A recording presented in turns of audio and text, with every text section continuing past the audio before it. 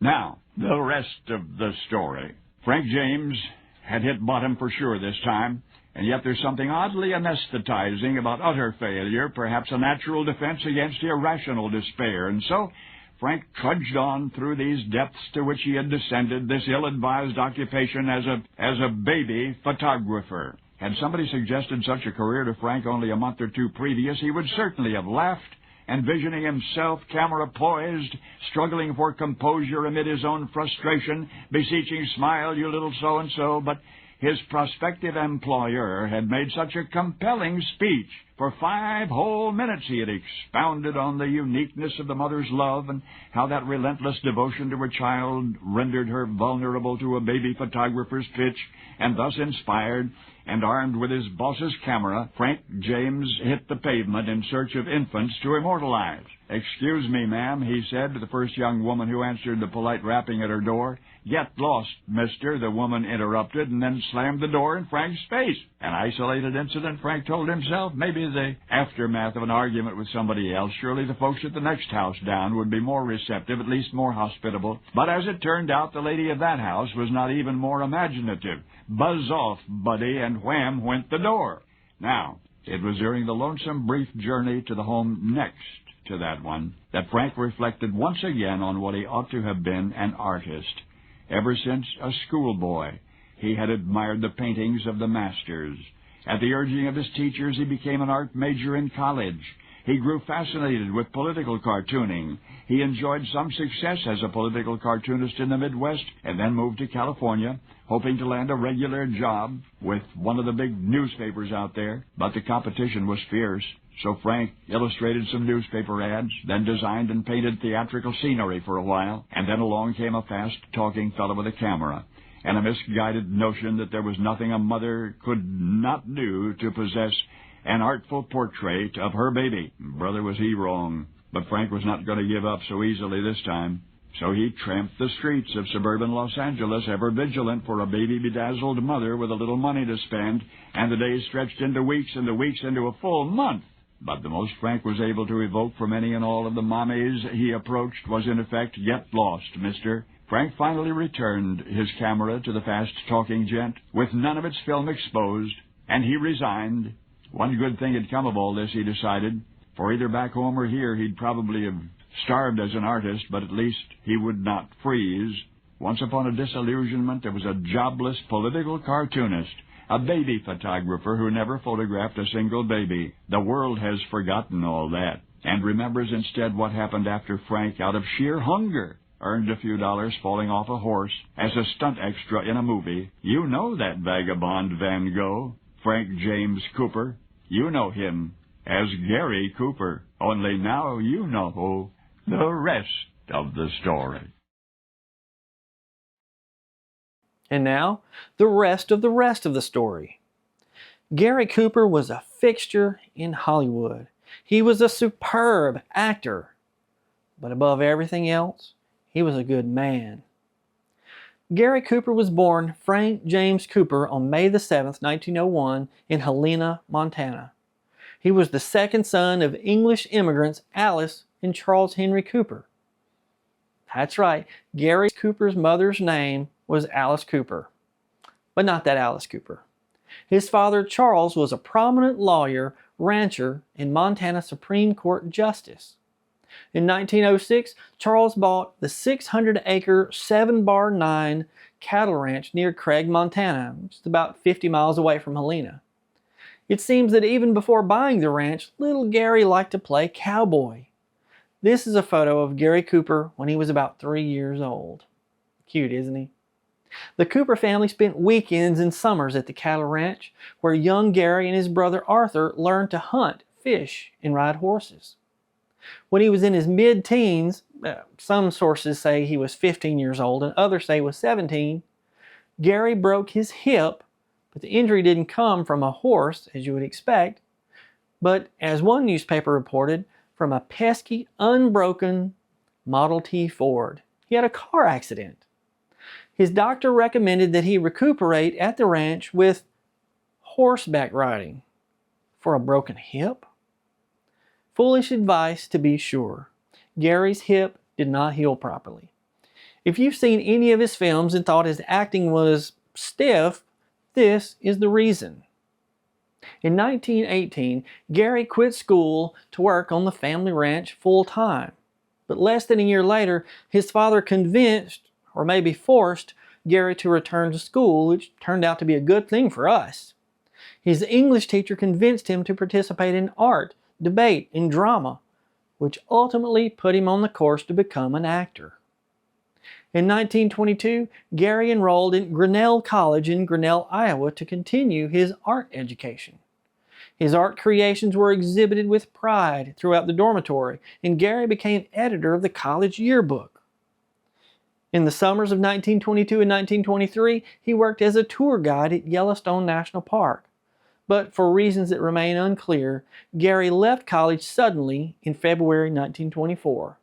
Gary returned to Helena and sold editorial cartoons to the local newspaper. In the fall of 1924, Gary's parents moved to Los Angeles to administer the estate of relatives. Gary joined them a short time later. Gary changed jobs often in Los Angeles, and one of those jobs may have been as the unsuccessful baby photographer, as Mr. Harvey explained. One day, Gary saw two friends of his who had moved to Los Angeles years earlier from Montana. They were working as film extras and stunt doubles in low-budget films.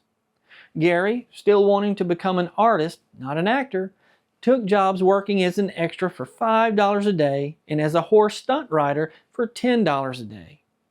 He wanted the money to pay for a professional art course.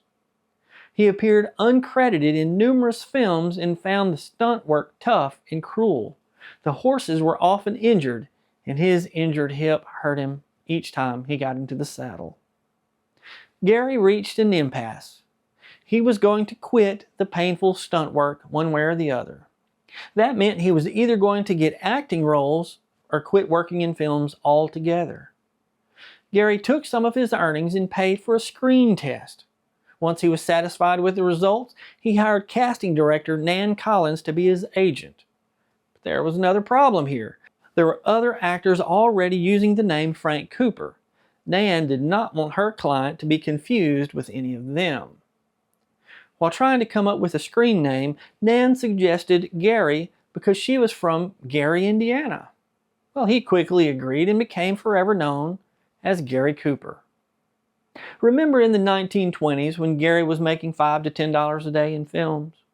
Well, in 1932, his salary was $4,000 a week. Adjusted for inflation, that would be just over $92,000 a week in today's money. Wow! Gary Cooper appeared in nearly 120 films that we know of. There may be more. Some of his films include the classics Mr. Deeds Goes to Town, for which he received his first Academy Award nomination for Best Actor. Sergeant York, for which he won his first Academy Award for Best Actor. After Jimmy Stewart presented him with his Academy Award, Gary spoke to the audience. He said it was Sergeant Alvin York who won this award. Shucks, I've been in the business for 16 years and sometimes I dreamed I might get one of these. That's all I can say. Funny, when I was dreaming, I always made a better speech. And the audience roared with laughter. He won his second Academy Award for Best Actor for his portrayal of a sheriff who faces one last outlaw gang before he was going to retire. That film was High Noon. Gary Cooper was known for his laid-back acting talent. He was known for his yep and nope responses on screen. Gary often appeared as the strong, silent man out west who kicked dirt with his booted toe in embarrassment when a lady smiled at him, and who was reluctant to draw in a gun duel, but who set a staggering record for killing movie bad men. Off-screen, one newspaper said he was like Will Rogers because he never met a man he didn't like. Many actors claimed Gary Cooper couldn't act, and that he spent 35 years playing himself. In April 1960, Gary Cooper was diagnosed with prostate cancer, which was kept from everyone except his family and very close friends. Gary had 2 operations to remove cancer and return to acting, but his cancer continued to spread. In February 1961, Gary Cooper knew he was dying.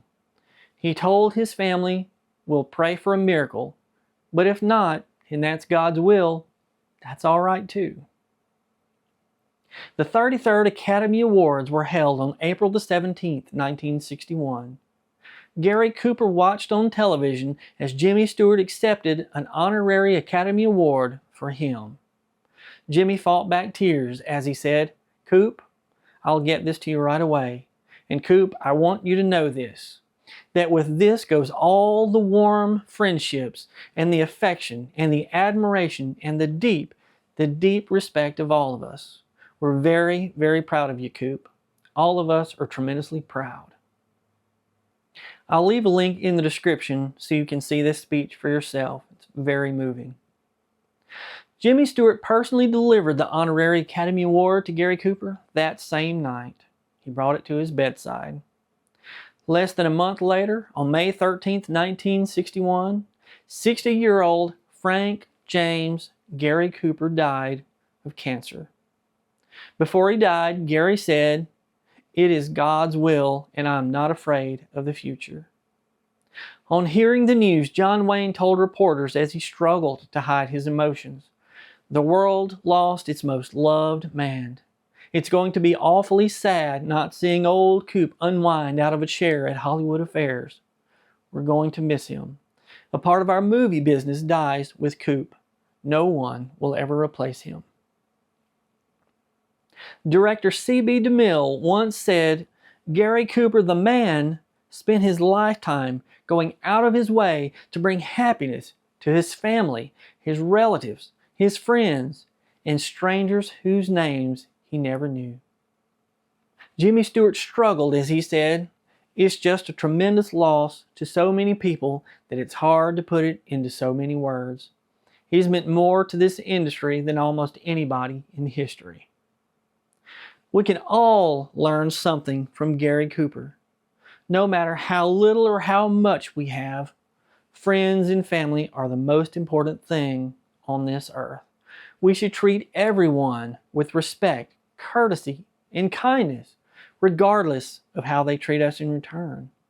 When we pass away, we can only hope that we are remembered by family and friends as fondly as Gary Cooper was by his. Don't you think? I'm Brad Dison. Thanks for watching. And now you know the rest of the story.